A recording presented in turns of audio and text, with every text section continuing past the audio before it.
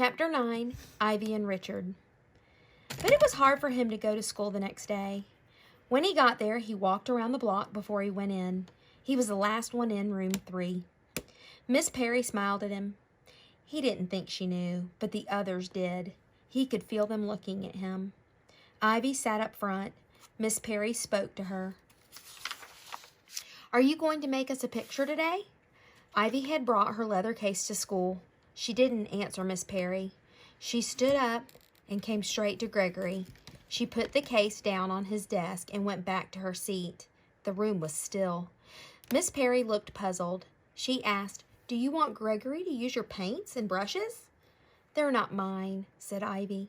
"Of course they are," said Miss Perry. "No," said Ivy, "they're Gregory's."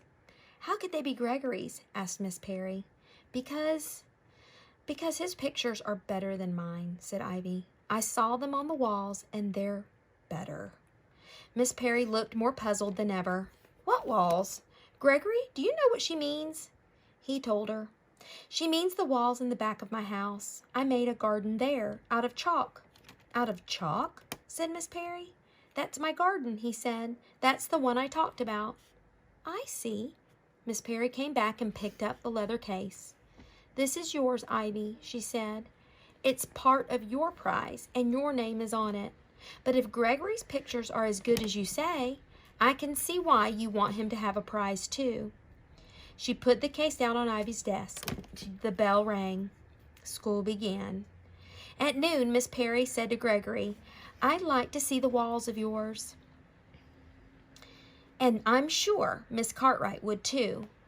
"When may we see them?" "Any time," he said. "Today after school?" she asked. "Yes," he said. They walked home with him after school. Miss Perry and Miss Cartwright he opened the gate for them. Miss Perry said, "Oh."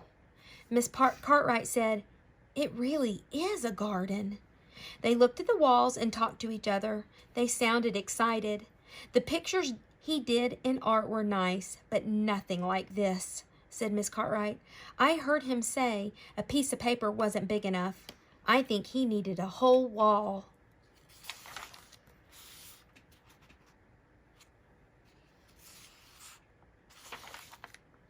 Miss Perry asked him, "Where did you get the idea from?"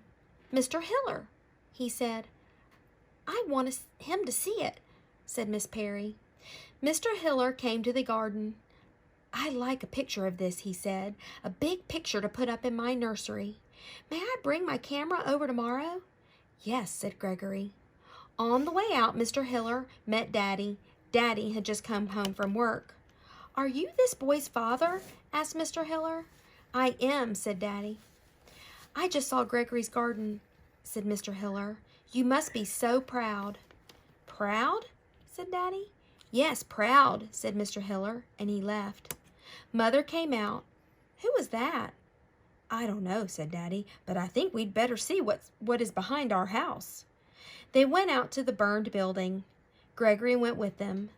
Mother looked at the walls. "Oh, Gregory!" "We'll have to get new clothes," said Daddy.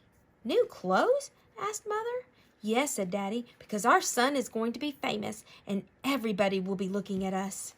Mother called Uncle Max, and he came out. He looked at the garden for a while.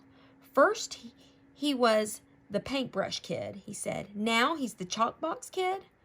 It sounded like a joke, but Uncle Max wasn't laughing, and that night, when Gregory went to bed, he saw his old pictures on the wall. "Where are your posters?" he asked his uncle. "I took them down," said Uncle Max. Things were different at school. Everyone he met was friendly. Even Vance was friendly. "There was a picture from your garden down at the nursery," he said. "Why don't you go see it?" But the best thing of all happened one evening after school. Gregory was making a place for his fountain when Ivy came to the gate and looked in. A little boy was with her. "This is my brother Richard," she said. "I brought him to see." Gregory had piled up bricks and made places to sit. The three of them sat on the bricks in front of the walls. Ivy whispered to her brother, "This isn't like our garden, Richard. This is different." This is somebody else's garden." "I see it," said the little boy. Gregory told Ivy, "I'm putting in a fountain. Do you want to help me?" "I don't know," she whispered. "I might." Then they were quiet, and they sat there for a long time.